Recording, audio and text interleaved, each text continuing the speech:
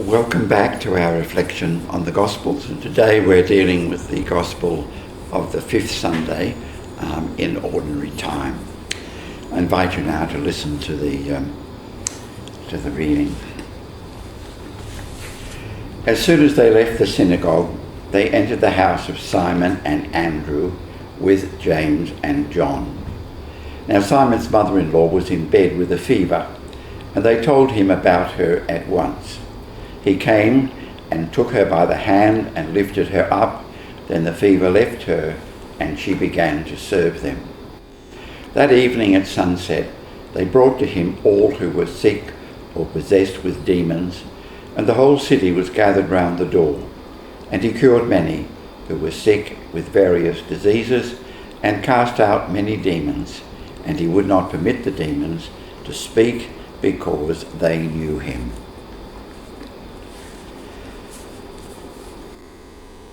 This particular gospel relates to last Sunday's gospel in the sense that it's the opening of Jesus' public ministry, and it's a day in the life of Jesus.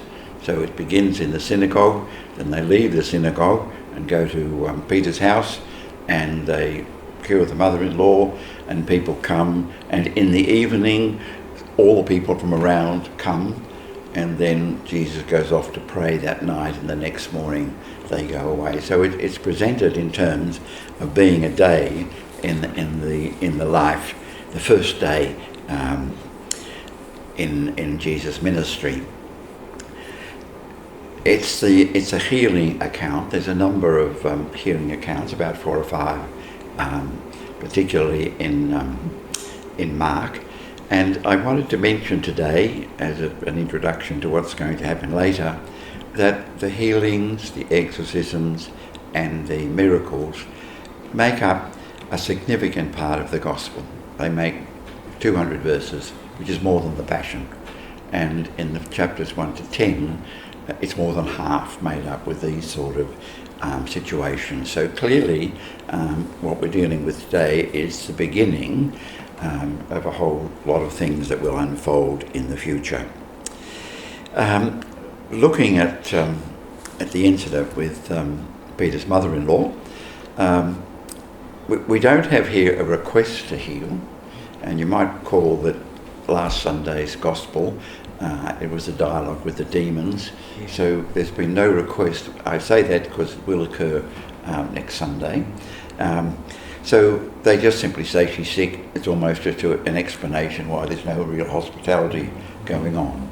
And then Jesus touches her, raises her up, and she begins to serve them.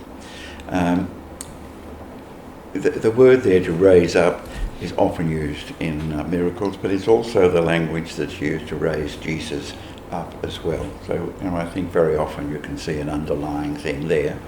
And even the fact that she gets up and serves them, that's going to be a big thing in the Gospel, that famous statement in chapter 10, the Son of Man came not to be served, but to serve. So that really you sort of feel that what's unfolding in this initial day in the public ministry of Jesus is something that's going to unfold often. It begins that they went immediately after the synagogue. In chapter 1, the word immediately occurs 8 times. In other words, Mark sort of says, this happened, and then immediately this happened, and immediately that happened. So there's a certain sort of, that's the sort of way he links up the various things that need to be done. Another thing that occurs here is the idea of the messianic secret. Right, that it's something that's going to be significant in Mark. I mentioned all of the times, all of the occasions when the ministry with miracles and healings and exorcisms are taken up, but this consistent thing of don't telling anybody. And it occurs a bit later in the Gospel, even with the apostles, that when they come down from the Transfiguration, Jesus says to them, don't tell anybody about this. So there's a sort of a constant thing there. Probably the best explanation of it in terms of the miracles and things is that really the danger of a false understanding of ecumenism in the gospel. And again, we're looking ahead, but the first part of the gospel, as I said, is characterised by these miraculous things. But the second half of the gospel is focusing on the suffering Jesus. So there's going to be a significant change actually taking place there. You'll notice too there the dialogue with the demons. We saw earlier on that Jesus had been tested by the demons in the desert, and clearly he was the stronger person, as John had suggested he was, so that throughout the story, the demons know who Jesus is. And I think it's important to appreciate that he's already overcome them. He's presented here as a preacher, that he's there, and he says that that really he, in the next morning, let's go to the neighbouring town so that we can proclaim the message. It's interesting that Mark is the least, the one who has the least number of preaching things, that Matthew and Luke have another source that gives them a lot more teaching, but we don't have a lot in Mark. We do have some, but it's not a lot. And so, but the point I'm making here is that Jesus is a preacher and a teacher. It's interesting that in the first reading today, it's all about Paul saying that he has to preach, and you sort of get the impression that that's exactly what's there. Another thing about Mark is that everybody's amazed with Jesus. In this first day, everybody's coming, and it's a real overall recognition and there's sort of a reputation. And we'll see sometimes that Jesus can't sort of go into town because everybody flocks around him. So really this first day is an introduction to the ministry of Jesus. I have to just say one little thing where John often says, quoting someone, preach in all ways, and if you have to, use words. Yes. I think that was it. Yeah. So in a strange way, to me, this is preaching through his actions. And I do love that immediately. There's something about Mark. I always get this feeling that he's in a great hurry to get through the action of the story. But what I really noticed, and I don't know, over the years, it's just unfolding, is this communication with the demon. And I think the idea that the demon is not allowed to speak, and the concept the demon knows Jesus. I'm not sure of the significance, but I used to always focus on that the mother-in-law was actually healed. But more and more I noticed, what is this dialogue or this communication between Jesus and the demons in this situation? And not only does Jesus have power over them, but I think it was it last week where they actually acknowledge that you are the Holy One of God. So that, and the holiness of God is the very godness of God. So Jesus not only has power over them, but they actually know why he has power, who he is.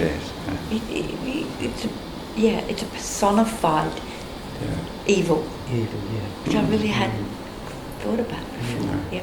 It's interesting that they were the ones who knew Jesus, and the disciples. That's right. It was a struggle for a long, long time, wasn't it? Yeah, and that's my whole thing about Tutsi and As You Like It. That you're told at the beginning, the readers know, but the people in the story don't know. They're learning still. My fascination, I think, grew out of the fact from last week of Jesus preaching with authority.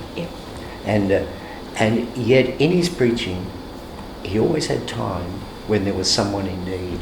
And I think I saw that in Peter's mother-in-law. But I think the fascinating part for me was that Jesus then went off to the mountains, to the hills to pray.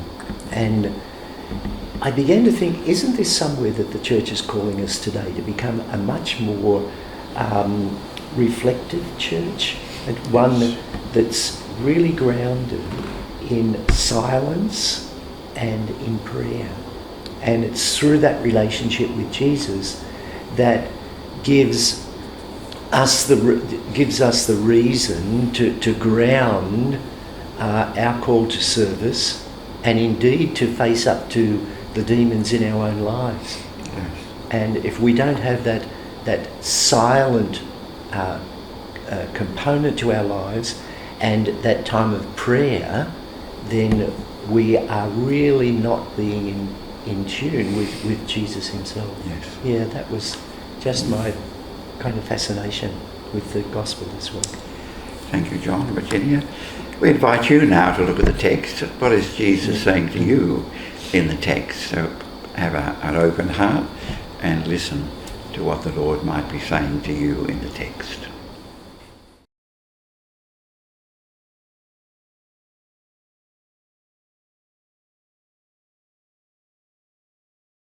Welcome back. We invite you to listen to the reading again. As soon as they left the synagogue, they entered the house of Simon and Andrew with James and John. Now Simon's mother-in-law was in bed with a fever, and they told him about her at once. He came, took her by the hand, and lifted her up. Then the fever left her, and she began to serve them. That evening at sunset, they brought to him all who were sick or possessed with demons, and the whole city was gathered around the door. And he cured many who were sick with various diseases and cast out many demons. And he would not permit the demons to speak because they knew him. The thing that I took from that was the point that John made earlier, that our ministry has to grow out of prayer. But really, I think it's that underlying spiritual journey that gives meaning to whatever it is that we do. So I just thought I might reflect on, is my ministry sufficiently based in a life of prayer? I guess I was thinking along the similar lines, David, because it's easy for us to be engaged in frenetic activity and lose the very reason for it, what underpins it.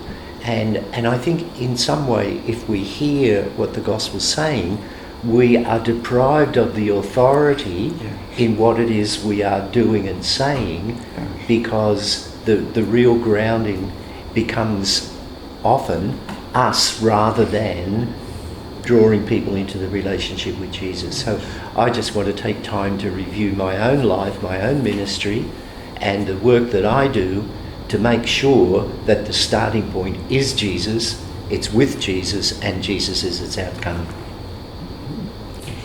For me, it was the phrase, he came and took her by the hand and lifted her up.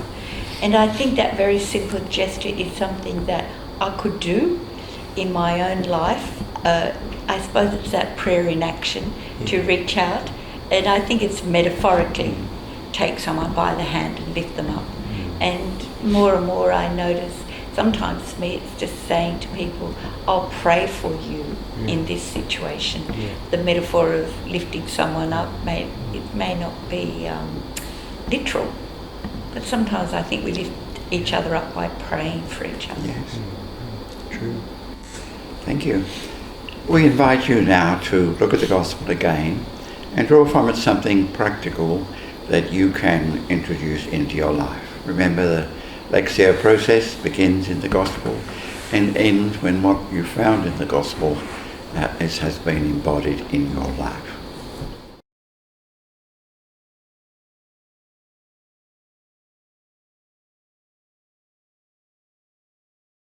We spend a few moments now in prayer, and our prayer is focused on the resolution that we have made, and we ask the Lord to give us the strength and the courage that we need to actually implement it.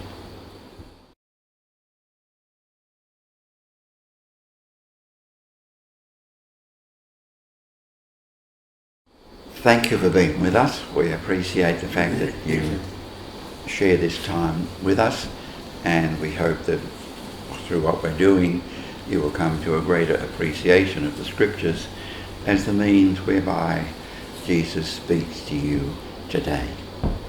So we conclude, as we usually do, with the prayer from the fifth Sunday in Ordinary Time. And that's what we listen to now. Keep your family safe, O Lord, with unfailing care, but relying solely on the hope of heavenly grace, they may be defended always by your protection through Christ our Lord.